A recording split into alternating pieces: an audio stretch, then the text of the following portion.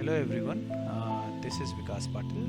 This is the 10th chapter of grade 9, Denudation. This is the third session of this chapter. In this session we will look at the work of wind. Some misconceptions to begin with. First one, wind moves in same direction all the time. Of course, it's very easy to not have that misconception. Second one could be wind can carry all size of sediment just like water does.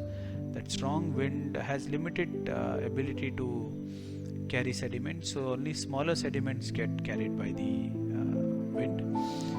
Then deserts are only located in hot region. This is a very common misconception. The moment we say desert, people believe it's all sandy deserts with camels and date palms and no vegetation, but that's not all. Sandy deserts are just one type of deserts. There are other types of deserts in the world as well, and we have deserts located in the cold regions as well. The first and the foremost question that we need to understand is which regions of the world are affected by the action of wind. Let's understand one thing: where water is prevalent, wind will not be able to do much work. So we only need dry regions.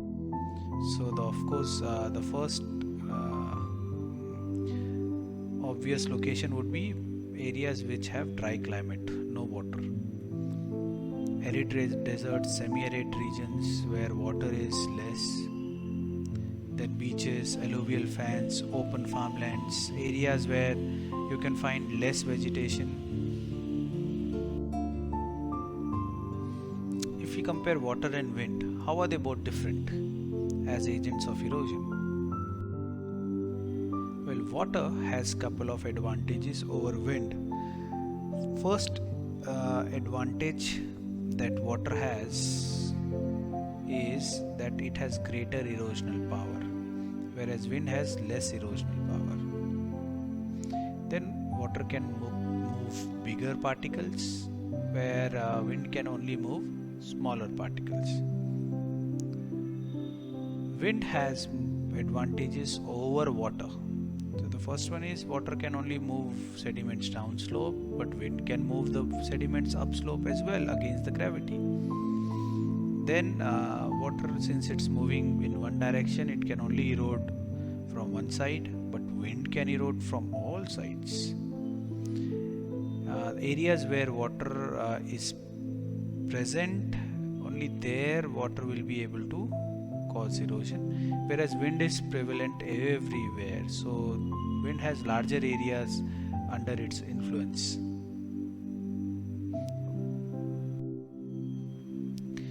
Then which factors affect the process of erosion by wind? The way we understood the factors controlling work of water, similarly work of wind is controlled by multiple factors.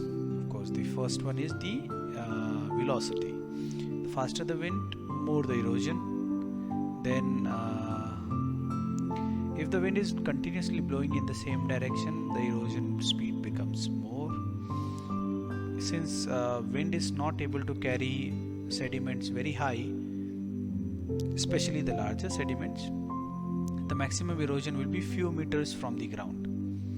Then obstacles like boulders, trees, buildings, shrubs, they all create a lot of friction, and thence it reduces wind velocity and of course wind erosion also. Vegetation can also reduce the power of wind, and then if rocks are soft, they get eroded faster than by wind as compared to the hard rocks.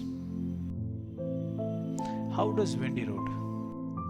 Wind basically erodes through two processes. One is deflation. Deflation is basically picking up particles, sand particles, and taking them to a different place. So picking up or rolling the sand particles. That's all. That's deflation. Then the next one is abrasion. Abrasion is basically taking the sand particles and hitting the other rocks and boulders with those sand particles. That's called sand blast. So that's the natural process, which is abrasion. So due to the sand blasting, the rock erodes faster.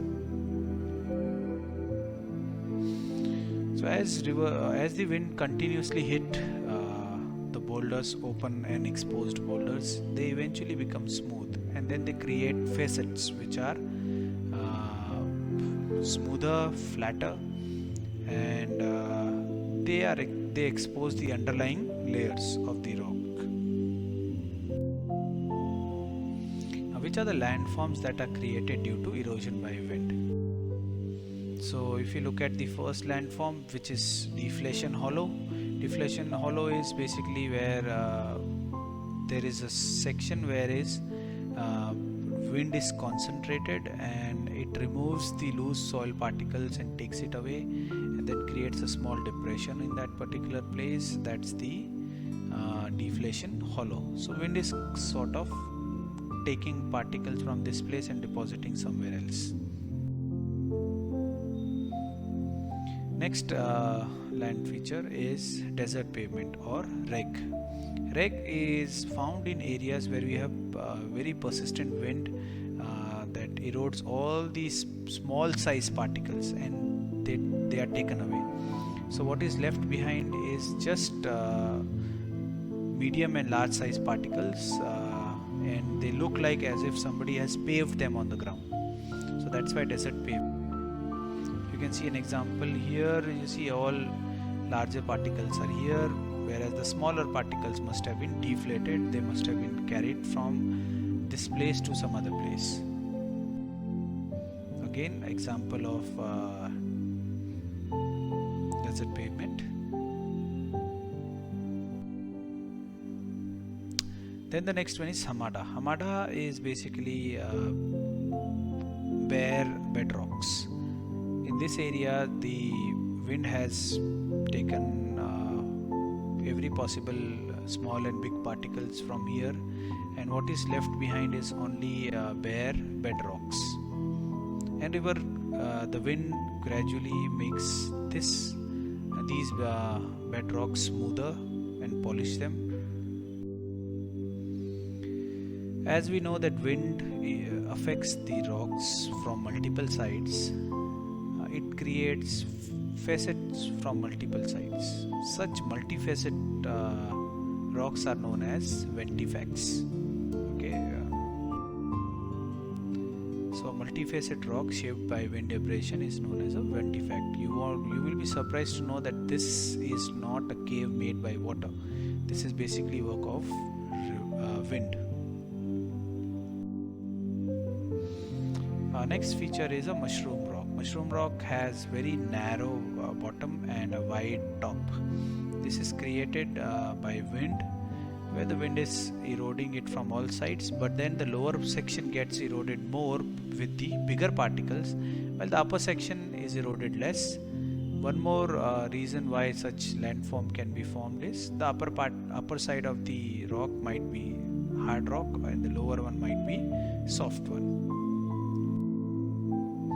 The next landform is yardang. Yardangs are basically inverted shaped rocks, wherein the softer rocks are eroded and the hard rocks are left behind and they are further polished. So all these are hard rocks, whereas the soft rocks are eroded by the wind. How does wind transport? Wind basically transports small and big particles, but the way of transportation is different. Some very fine clay and silt particles are taken up in the air and then they are transported to great distance. Then we have saltation, which medium-sized sand particles, they are just taken to some distance. Then we have traction, just like a river, where the wind is rolling some big particles, or then making the medium-sized particles jump along the ground. So traction, saltation and suspension, three ways in which wind transports.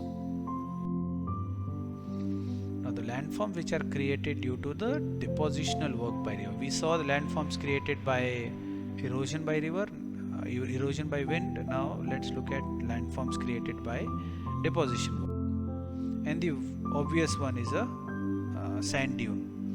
So wind will begin to deposit when the wind velocity will decrease, or when the wind velocity decreases, the material that the wind is carrying would not be carried further and they will be deposited, which will cause form dunes, the form of loose wind-borne sand. These dunes can be of different shapes depending upon a number of factors. The first type of landform that the wind creates due to deposition is erg, that is the sea of sand. That's the normal desert that we think of, a desert full of sand. So the largest deserts are Sahara, Arabian deserts, where the sand covers where these large deserts cover 20% of the world's total deserts. Here vegetation is very rare. Sand is probably formed way back in the history where there was more humid climate here, but now it's all dry. This is Death Valley in California. So what can make wind deposit? So the favorable conditions for formation of dunes are abundance of sand. So if there is too much of sand moving with the wind will not be able to carry it further. It will deposit. Then suddenly change of velocity due to change of pressure will also cause the sand to deposit. Then there are obstacles on the path of the wind. These obstacles will of course reduce the velocity and then make the sand deposit. It's also possible that there are suitable places where the wind will deposit sand. That is basically the sides of the obstacles. Then rain, as told earlier, rain will create adverse condition for wind to carry any particle further by making those particles heavy. Sand dunes are very common features. These sand dunes keep migrating as the wind is flowing. In this picture from left to right, it picks up particles from left and drops them on the right. So eventually, slowly, the dune will migrate forward. As the wind changes direction, the dune will start migrating to a different direction. Loess is a very fertile land created by the deposition by wind. These are basically silt-sized particles, similar to the deposition by water at delta. This is very fertile land. This is basically found in US, East Europe, China.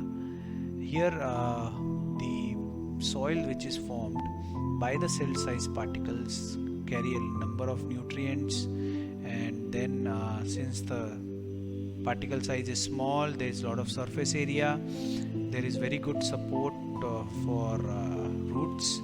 It's porous, it retains water well, and then of course there are no rocks here, so that makes it a very fertile area.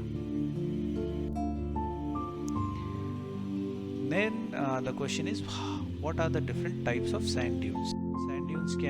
Sand dunes can be of different shapes. We have Bachen dunes, which are the most common ones, then transverse dunes, and then safe dunes. Let's look at each one of them. A Bachen dune or a parabolic dune is migrating crescent dune. Crescent, if you remember the different phases of moon, there is crescent moon as well. So here the horns of the crescent are pointing down the wind. So in case of this particular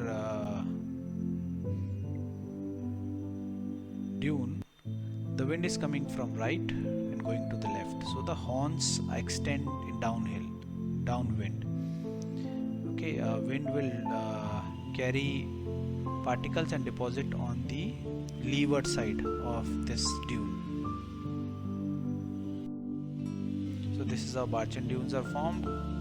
Some people have this misconception that since the shape is like this, the wind is moving from the opposite side, but that's not how it goes. So Bachen dune is formed when these horns extend downwind. As Barchan dunes, transfer dunes are also perpendicular to the direction of wind. But here multiple Barchan dunes merge together and create a ripple-like structure. They look like ripples on water. They are basically dunes, and these dunes are perpendicular to the direction of wind. Then we have longitudinal dunes. Longitudinal dunes are parallel to the wind direction, and here they are very prevalent in areas which have no vegetation. So wind flows very steep, consistent wind, and we have long dunes. These longitudinal dunes can go very long. So you can see these an example of such longitudinal dunes. Here the wind direction is parallel to the dune direction. As we saw, transverse and safe dunes, these dunes can go tens of miles long, single dune. Then where are the world's major deserts located? If you look at the map, you will realize that most of the world deserts are located in around the tropics. So Tropic of Cancer and Tropic of Capricorn. If you have learnt pressure system and wind system, you would know that this is basically the area which has high pressure. So high pressure is a zone with very less amount of winds coming in. Winds actually diverge out from here. Well, that was all for this session. I hope you enjoyed it.